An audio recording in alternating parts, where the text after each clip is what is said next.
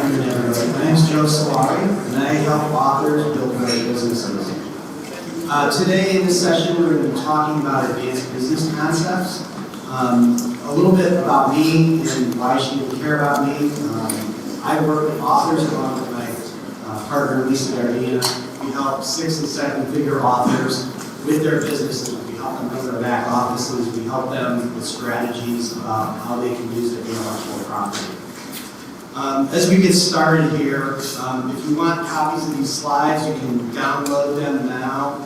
You can text ABC to 844-947-6091 or use that link. One thing about that link I'd like to highlight to you is anybody that has questions for me that we might not be able to get to in this presentation, you can go there and you can sign up for time with me where we can talk in private, 20 minutes where we can talk about some business issues you may have. There's no cost to that. I've just found that over time that some of the issues that come up with your businesses aren't necessarily appropriate for an open forum. So how many folks here feel with the most recent changes this year, your business has been getting overwhelmed, or you're losing traction with your business? Anybody? Few hands? Yeah. There's been so many changes that have come to this industry, and there'll be no end to these changes that are coming. The hard part is that when they have impacts on our business, we tend to not think that they're good. And what I want to help people through in this presentation, and there's going to be some things I talk about that might challenge some of the traditional things that you think about, some of the things that we may hold dear. But I believe that if you embrace some of these things, it's going to give you the opportunity to not get overwhelmed by the next wave of change, but actually ride that wave to some prosperity. So what are these things? So I have a core tenet that I want to remind you about, which is this reader-writer relationship. I want to talk about content creation and content binging. I want to talk a fair bit about direct sales and deconstructing the direct sales model. I've had a lot of people ask me about that. And then if we are going to be really doing the most that we can with our intellectual property, I want to make sure that people are thinking about their intellectual property in ways that they probably are not used to thinking about. So first off, what do I mean by this reader-writer relationship? Who's familiar with the concept of a symbiotic relationship? How many of you have heard of Keystone Mutualism? Nick Becker has. So Keystone Mutualism is a type of symbiotic relationship. So for those who don't know what a symbiotic relationship is, we're two organisms. They can be beneficial or negative, but they work together. A Keystone Mutualism is a beneficial symbiotic relationship that the entire ecosystem is built around. And as you're looking at anything in the author business in the 21st century, I believe this has to be a key tenet, that your reader-writer relationship is what drives everything in this industry. We tend to get a little tied up about what Amazon's doing, or traditional publishing, or what new platform we don't even know is going to be coming in the future. But we can never forget that all of that money comes from the reader. All of it. They take their little scrape of it as friction as it comes to you. But if you don't stay focused on the fact that all of that money comes from them, and that if that relationship fails, the entire biome will fail. But what we know is, because we've seen this in this industry, is when a new beneficial biome comes up, that reader-writer relationship will move to it, where there's less friction and where you have the capacity to make a closer relationship. So when thinking about this, really, when you're ever challenged about what to do next in your business, for me and when I talk to my clients, this is where I like to get back to, is that what are we doing to make that relationship stronger? And I think the strongest that relationship can ever be is when they're your customer. They're not a fan, they're not a super fan, they're not a reader, they're a customer. They've done a transaction with you. But the reality is that not everybody wants to be your customer. Right? There's a lot of people that just want to read your books and go about their daily business. They don't want to be in your newsletter, they don't want to know about your dog, they don't want to get anything special from you. They just want to read a book every once in a while and go do their thing. And I represent those with these dots out there, right? The only way we can really reach those folks is advertising, letting them know that we've got that next book out there. But most of you are really good already at figuring out ways to connect with those people through like newsletters and Facebook groups and membership sites where you can start to get that connection and get an identity to that person. But have you got a system in place where you're able to start to transact with them? And then when you do start to transact with them, can you start to figure out what they're prepared to pay with you? The number of times they're willing to pay, how much they're willing to pay. I'm going to give you some examples of some situations where authors have gone and established pretty amazing amounts of money that they found out their readers are prepared to pay for their intellectual property. Now, this isn't a unique concept that I came up with. The entire entertainment industry is focused on this right now. And as we live in our little world and we are fighting over the readers and who, what genres are doing better and who's doing well ranking in those genres, understand that the whole marketplace is getting significantly bigger. What we have here is a chart. This was done for global project. It's a medium projection of population, and within that population, their education levels. And why that's important is we know that when people get more educated, they have more free time. And human beings, when they have free time, don't use it productively, they use it for entertainment. So even if we don't figure in what might happen with automation and giving us even more free time, we just know that the whole pool of people that are out there that are going to need to be entertained is growing. Now, the reason I've got this statue of Walt there with Mickey is this is a company that you should be keeping your eye on, not just because they're probably a potential purchaser of your intellectual property at some point, but because they are, just like you, trying to build direct relationships with their fans. Okay? A lot of talk that's been in the news has been about their acquisition of intellectual property. The 20th Century Fox deal was not about that. It was about creating a direct relationship, a platform that they could do things like Disney Direct and Hulu. Now, what I have up here,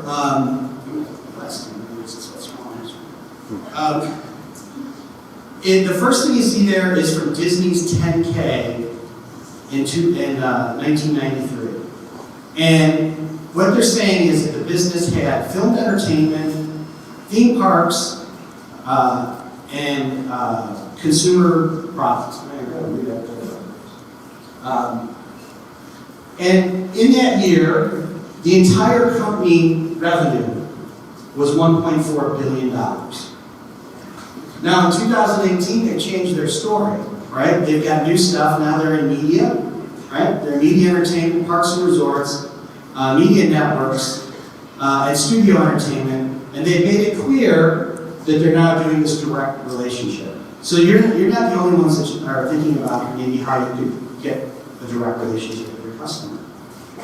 And what I want to bring your attention to is that just the division that focuses on licensing stuff made more money last year than the entire company did 30 years ago.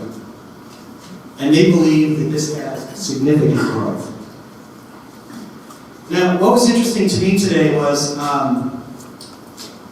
when the panel was talking this morning, I think it was Christine Catherine Rush was talking about the ups and downs of the industry that we feel. And I know we all feel that. There's that emotional feeling that you have as you're launching books. What I want to share with you is that there's actual economic dynamics that we're able to start to map now that is what I think is what's driving a lot of the business. That it isn't something in the algorithm that's doing it. It's not that your books getting less visibility. It's actually how the culture and how readers are binging on books and digesting them. And what we have here are 3 different charts. And the way that we build these is we take all of a particular author's book sales by month, and we average them together. And we start to get an idea of how an author's launches go. And we start to see some really interesting things on how fast readers consume your books. Right? So, and these different curves here are different genres. These are all authors that are making 6 figures or more. And they all have different strategies. Some are using things like advertising, some are not using any advertising at all. But what we're seeing is some really interesting things, like in that first 4 months, how quickly the consumption of your books happens. Okay? And when looking at this over time, what we've seen is that 60% of your books' revenues come in those first 4 months.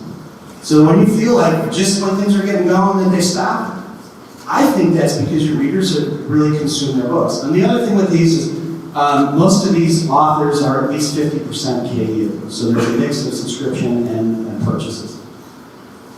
But understanding that this is how we see the industry working, that we have this initial absorption of the books, then we go into a slower decline, and then we have this long tail.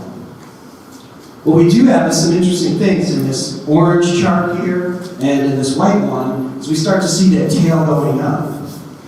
And in both of those cases, with working with these authors, what we know we're doing is that we're actually building that audience. We can actually measure how an audience is, in the case of the orange one, is using series to bring in more and more readers into their audience. And in this other one, it was a situation where they co-wrote with an author and the audience crossed over.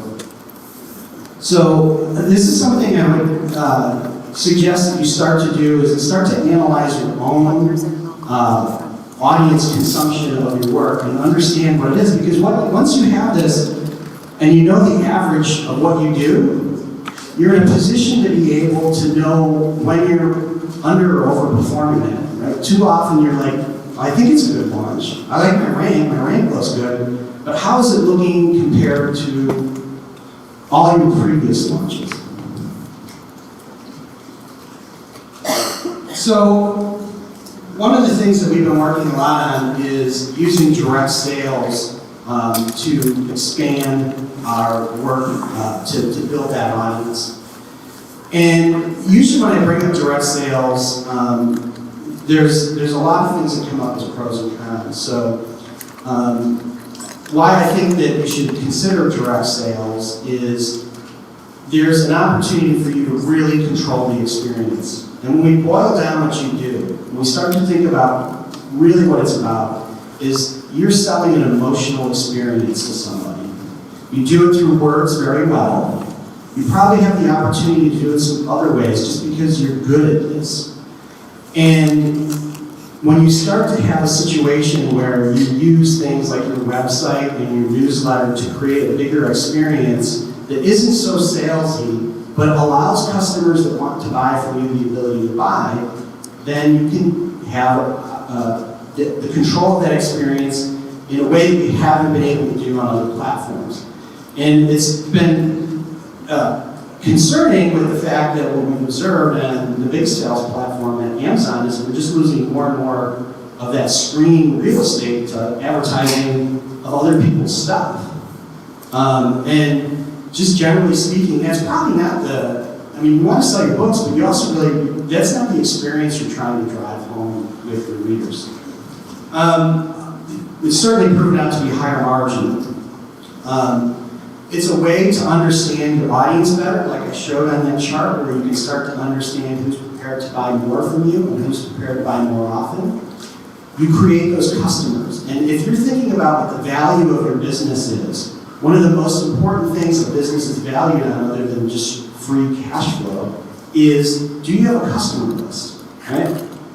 Do you know who these customers are, and can you market to them? Because if I was going to buy an author business, I would want to know who those customers are, so I might be able to market other things to them.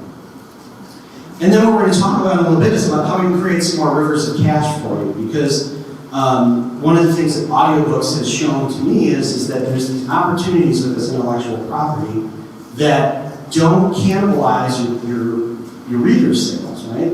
And open up some fantastic markets that weren't available in the past. Now, typically the things that I get authors pushing back on is, first off, like, okay, so that means I have to actually interact with my audience. Right? I don't like to do that now. Why do I want more interaction? And by the way, I mean, to be realistic about it, it's customer service, right? Like, these aren't going to be happy customers. They probably have something wrong, and you're busy. So that's something that's a trade-off in this. Another piece is tax relief, and I get thrown back a lot. Is like, I don't want to have to deal with all those tax issues. But those things are going to be changing, and already we're seeing on most of the sales platforms, they're doing that for you. They're helping you with that tax remittance so that you're not in a position where you're creating more paperwork for yourself. And then finally, it's product management. If you're looking to open up more sales channels, you need to have more stuff to sell. So like, what is it going to be? And initially, it sounds really cool when you hear another author talk about, hey, I'm doing a subscription box, or hey, I'm doing coffee mugs, or roasted coffee. And then you realize what's involved in doing it. There's a lot of steps, just like putting out a book. Now, one of the things that I think is something that every author should at least try once is to sell your book in your mailing list. Right? If you have a mailing list that you're working, and you're promoting your books, giving your customers the opportunity to buy direct from you in that mailing list is fairly simple to do. You can do it with a PayPal account and a book funnel account. With those two pieces, you can create a link that they can buy with in PayPal, and PayPal will then trigger book funnel to sell the book. Right? So there's not a lot of hands-on with this. And what it does is before you go and scourge your list and do anything to prune it, you find out who your customers are. These are very special people on your mailing list that you're going to want to know how you can nurture them in the future.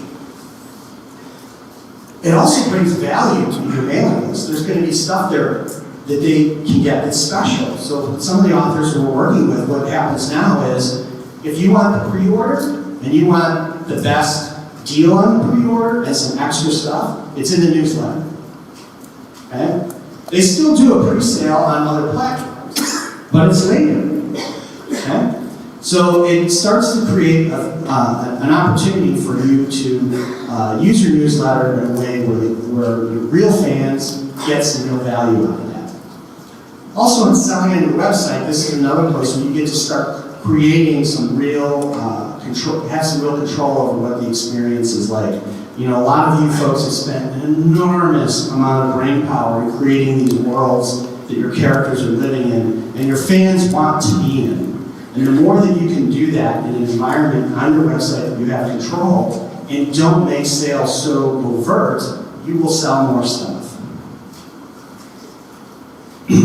Now, the next thing I want to talk about is Kickstarters. Who here has done a Kickstarter for a book project? Okay. Now, I ran a project at the beginning of this year with a fiction pen name that I have, which has a list of about 4,000 names in steampunk, doesn't really rank well, I don't do a lot with it. I was able to run a Kickstarter to raise money for audiobooks. What I wanted to prove out was that an author could get the capital to pay for their audiobooks without having to go get 3 day jobs, right? I believe that the audio market is going to be as big as the e-reader market, and so figuring out one of the biggest obstacles being capital, we can solve that problem, right? So I ran a Kickstarter that raised $5,200 in 28 days. Of that, 3 people spent over $500 with me. 2 of those never had read any of my books. These were strangers. They were people on Kickstarter. Okay, now when you sign up for $500, you got a leather-bound special book, you got all the perks, right? I made about $250 on that deal. The point is that there's an audience out there that wants to engage with you on this platform if you're prepared to meet them where they're at. Anybody who is thinking about launching a game, this is where you're going to launch that game. millions of dollars a month are spent funding games on Kickstarter. Okay? Now, there's other authors that have done this. Anybody knows Ernie Dempsey? He writes suspense. He did the same thing with audiobooks.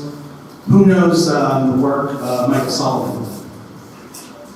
Okay, Michael Sullivan launches all of his books on Kickstarter first. Okay, he raised over $100,000. He's got 3 of the top 6 book launches. If you buy a book on Kickstarter, you get it 6 months before anybody else. He takes that money, okay, does a traditional book run, and then pushes his books out through traditional channels into catalogs.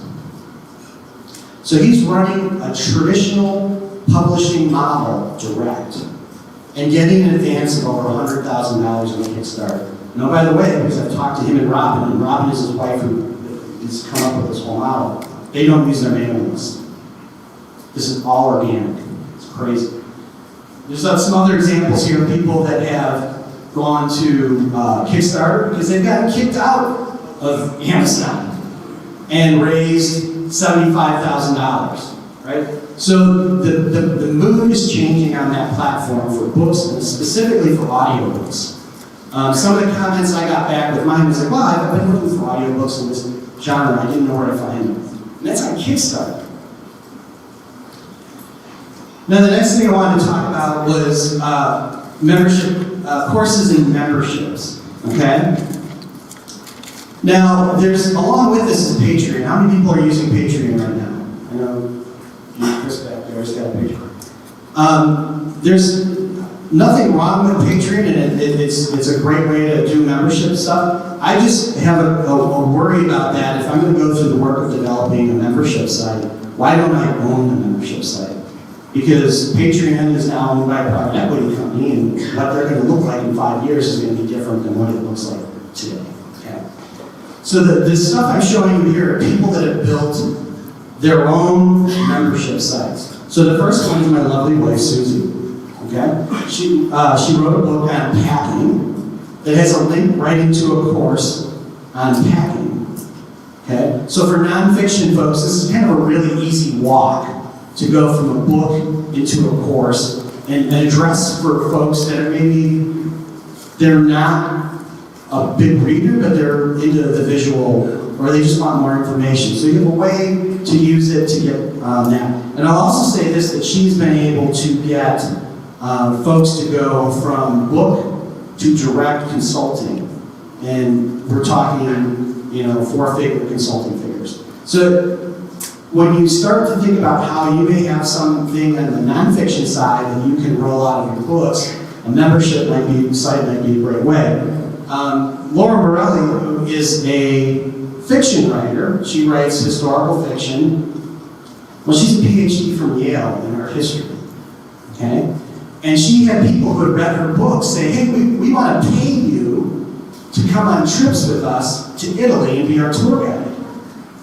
And she's like, I'm too busy writing. So she created a website where you can go and get educated about when you go to Venice, how do you go and make sure, she's got a couple things. One is like how you don't get ripped off when you go to buy glass in Venice, right? So it's kind of the whole safe travel thing, but also hey, here's my characters, where they were in Venice, here's the things to see. So you get this whole immersive experience that's not only about her books, but about education. So she's created a whole other level of how she can grab revenue from those customers. And then Jason, Ansbach, and Nicole have created their own membership site for the Galaxy's Edge world, where people can sign up and pay a monthly fee and they get extra content. So that's another thing. When you start to conceive of ways how your intellectual property can be broadened, these are tools you can use to do that. And I think we're all familiar with swag and the things you can do to sell stuff with your logos and your stuff on that. So I'm not going to spend a lot of time on that. But what I'd really like to do is break down for you how to deconstruct these models. And so having the idea that rather than think, we're all kind of tuned into this Kindle Unlimited versus what, right? It's an either or model. Well, if we start to shift that, we think about it on a time-based situation, what I talked about earlier, there's no reason why you can't start with your books in your newsletter, sell your books there and capture some revenue from those people, then move it into KU, right? If you've done the work where you understand how quickly KU consumes your book, if you're the kind of person where that happens really fast and then there's no real returns after 5, 10, 12 months, maybe you pull it out and you go wide.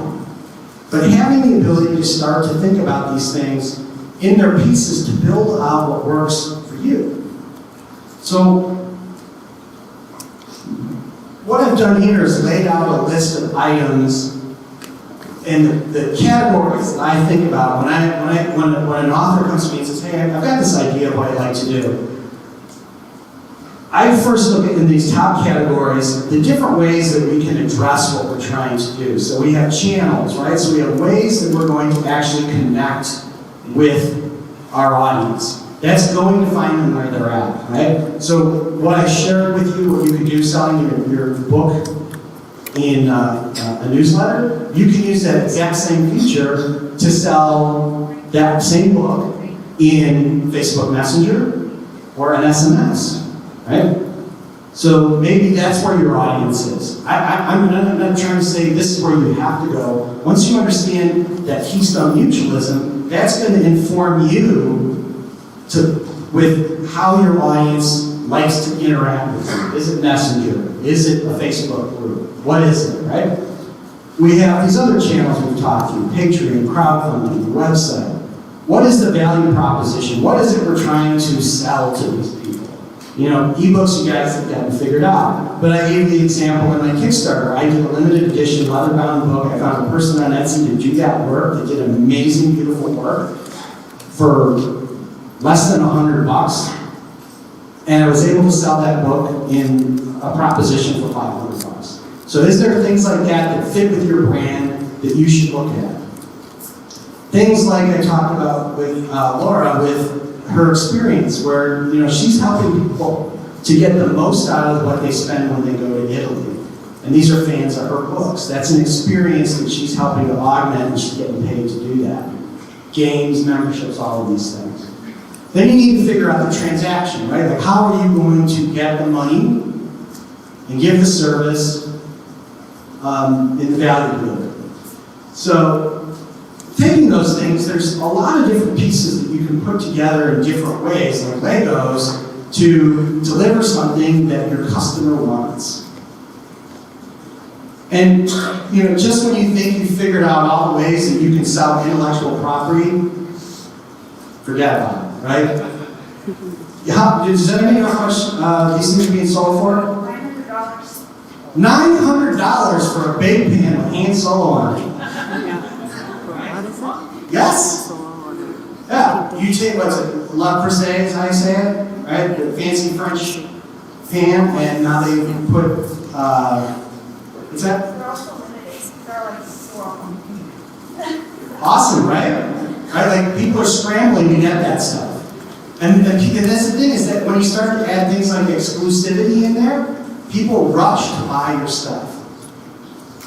So, as I kind of wind up here, I want to help you think about how, if you're going to be doing these things and you're going to start exploring how you can apply your intellectual property in other ways, how you should start to structure your business. And my assumption is that if you're here in the advanced course and you've got some kind of LLC set up, you've got some structures. If not, you need the beginner's course. We're going to talk about that on Thursday. But we want to do these things, and when I'm talking about intellectual property, I'm not worried about copyright. It's not because I'm worried about things like piracy. I mean, that's all horrible stuff. Really, what I'm trying to do is make sure that when somebody comes to you and says, we're interested in your intellectual property, that you look professional, and you can provide them a portfolio of that stuff, that their lawyers look at and go, wow, let's sign this person up. Because they're going to have choices. And if your IP portfolio is like all written in yellow paper and stuff in your back pocket, they're going to go talk to the other author. And people are having these conversations now. The client that was supposed to be meeting here, she's not here because she's down in LA talking to Amazon lawyers about a deal for Amazon Prime for her books. They came to her. Okay? So you have to be thinking about this stuff ahead of time so you're prepared, because like I was talking about before with Disney, these guys have to scoop up as much intellectual property as they possibly can. And you guys are going to be the source of that. Okay? I was talking about this at lunch, and I think this gets lost in a lot of authors. Money is not the precious resource here. Okay? There's $750 billion of capital sitting on the sidelines looking to get invested. There's more than enough money. What there isn't, the precious resource here, is intellectual property. Okay? That's something that you guys not only have, but you can make all the time. Okay? So we have to be able to, but part of that is how it's packaged, right? How it's packaged for the consumer to use it, right? But it's also how it can be packaged for somebody that might want to license it from you so that they can make the most out of that value too, right? So they're kind of a customer. So what I've got here on this slide is breaking out for you your IP assets. So when you copyright a book, that's a personal asset, okay? And that should be owned by you, or it should be in a living trust.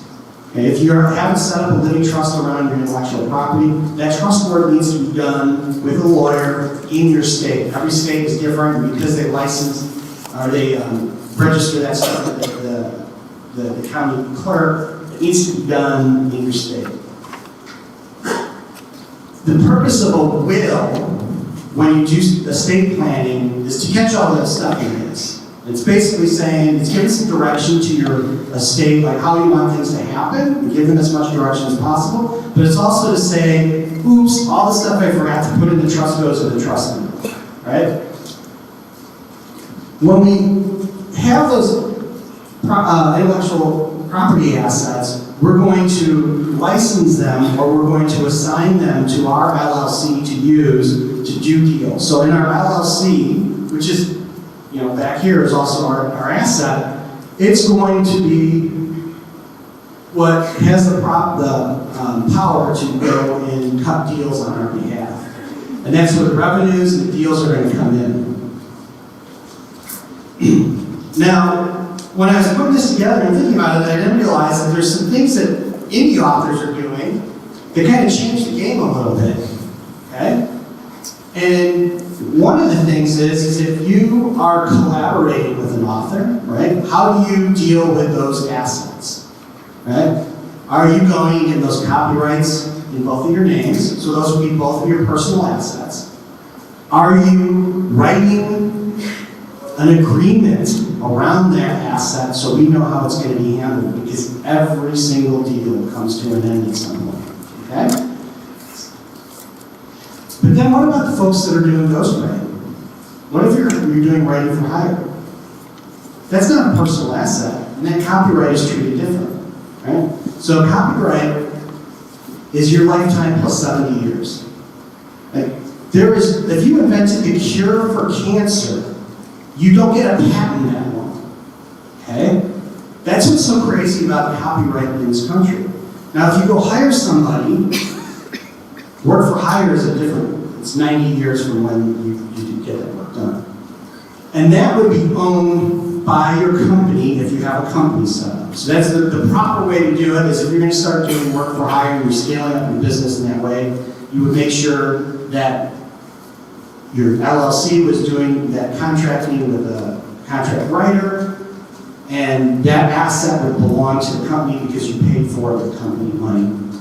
But you can start to see as you go through this, you really need to start thinking about first off, what you just need to register your copyright. Okay? And that's a dirty secret in the industry, most people aren't.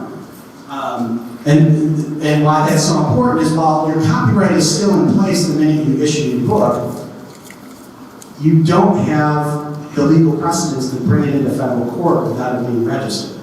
And you don't want to be doing that on the fly when you have to file a suit, okay? The last piece I wanted to cover, and then I'm going to open it up to questions, is if you're going to start exploring what you can do with your intellectual property, and we've heard a lot of people here talk about how important a cover of a book is. What are your rights around it? Okay? And there's layers of those rights, because what did your designer agree to if you're using photo composition? Are those photos that they licensed for commercial use? Yeah, they probably are. What is that commercial use, though? Is it just for selling book covers? Or can you put it on a coffee mug? They're two different things, and then fine print may be different. And here's the thing, is people will be like, who will catch that? If you start making money, people will get interested, okay? There's been cases where books have taken off in foreign countries, and the translator has come back on the copyright and looked for getting their beak wet on that deal, because they're saying, well, it isn't exactly the same work because I translated it from English to German, so I should get a taste of that. If you don't put the stuff in writing, then it goes to the court and people are going to have to make decisions about it. If you put it in writing and you make it abundantly clear, then you're not going to have the issues. So that's something I think that a lot of folks, we're all discovering this stuff as we kind of are in this business together and trying to. I'm not back. So with that, that's something that I think that everybody needs to keep their eye on. How, if visual components are going to be a big part of what you do while you build out your website, while you build out these worlds, these membership sites, what are you doing around those visual images? And I know for some authors that are actually creating visual images, they're doing drawings, and they're using their own artistic work. Think about what the copyright should look like around that, because that's also copyrightable material. So with that, like I said, if you go to this link, and then you can get the slides if you want, there's also a spot there where you can go and sign up to talk to me personally. We will have a Zoom call, 20 minutes, and you can talk about whatever your personal situation is and ask any questions you may have that you're not feeling comfortable bringing up here. But with that, I'd be happy to kind of talk about any of these issues and open the floor up to questions.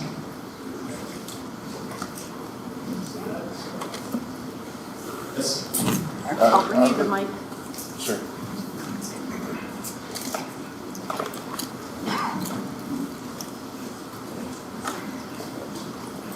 On the topic of covers that are created with licensed images from sites like Shutterstock, for example, can you copyright that cover design even though it's composed almost entirely of third-party images?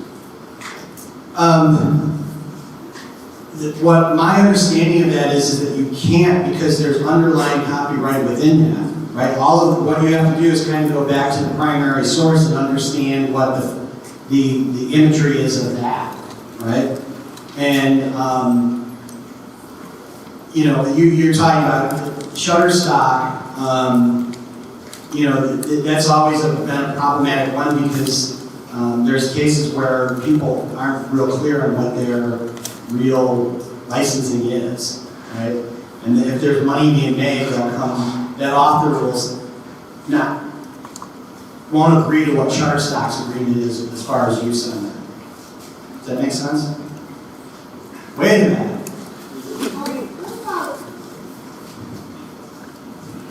Sites like Upwork and Fiverr, they have, the whole site is work for hire, and there's general language.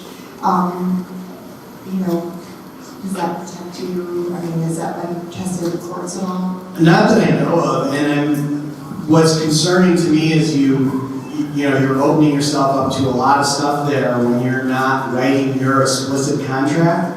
My take on it is that if you're going to be hiring someone through a platform, you need your contract that you have made very clear what you want, right?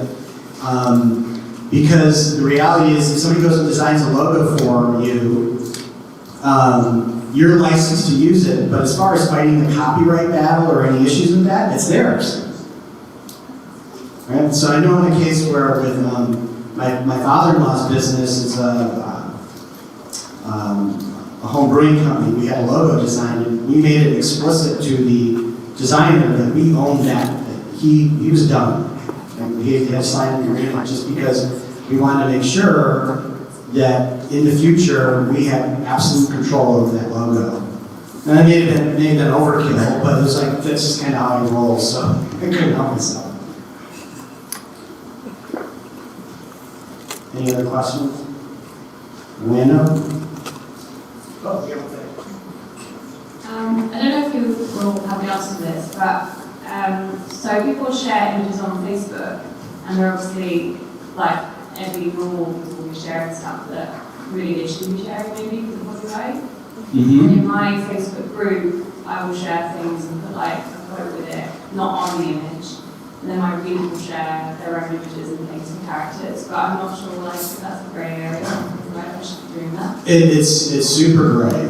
It's and I know like in Europe there's now laws around people being in your images. So like if you go and take a picture of the Eiffel Tower and are going to use it, like they're saying those people should be out of the picture, right? Yeah. That they have some kind of rights to that because it's their image.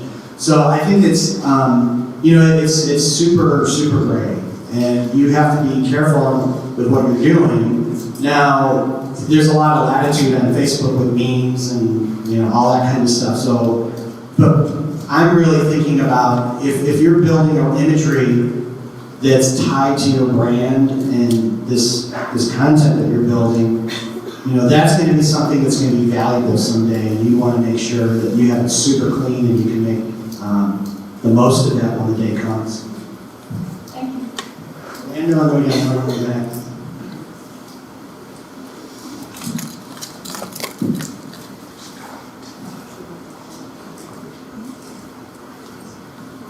So when you say copyright in your name, let's say you have a series, what exactly do you copyright? Do you copyright the series name, the characters?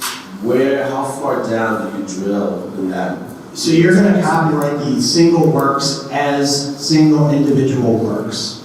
I would, my take on things like trademark, and there's been a lot of hoo-ha about it, but my thing with trademark is until you really have a trademark, something that's like, the most important part of trademark is that it's established in the marketplace as demonstrating some type of brand promise. Just because you decide that in the middle of the night and go on the website and register meet those requirements, right?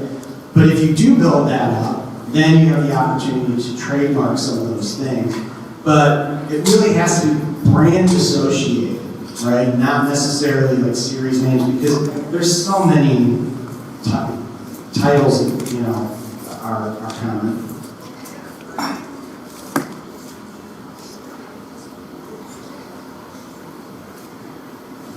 So if when we started our publishing business, we also started our editing business under the same LLC, or did something similar, so to say, and we're transferring assets to a different LLC, does that expose us in any way, or our pendings or anything to liability?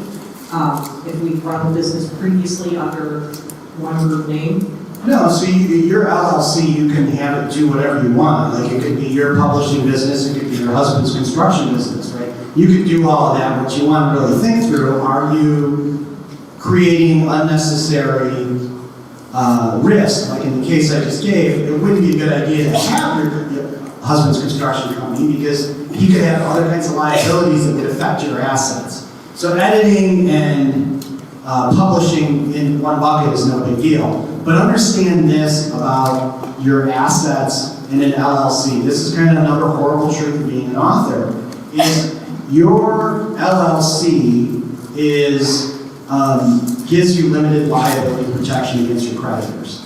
But if you are making $1 million off of your books and you screwed me with your LLC and went bankrupt, I'm going to go to the bankruptcy court and I'm going to try and get your assets. including your copyright. And if I happen to get a good bankruptcy trustee, he may give them to me.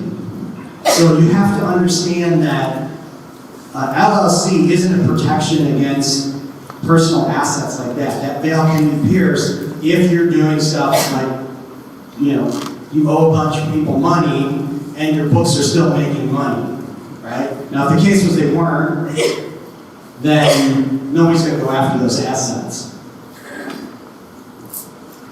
So strictly speaking, we're out of time, Okay. but we had one more question. So, I can speak fast, but I have to speak slowly because I'm from New Zealand. So if you're advising people, if they have a cover that is by an artist that's made up of a series of photo montage and 3D design and painting and things, that you go back to cover artist and ask for a record of the license for all 250 covers in the PSD file. Yes. Okay. If you think that that asset is going to be of significant value to you in the future, right? Book covers sell books, right? That's the level it has to go to. And I think that that's going to be something that good cover designers are going to get their act together around, and they're going to be doing for you because they don't want to be exposed, right? Like they don't want to be caught off guard by some guy that's shooting photos and then it's like, no, I don't want to. It's not good for anybody's business relationship. All right? Well, thanks a lot, everybody. If you have any questions, feel free to ask me.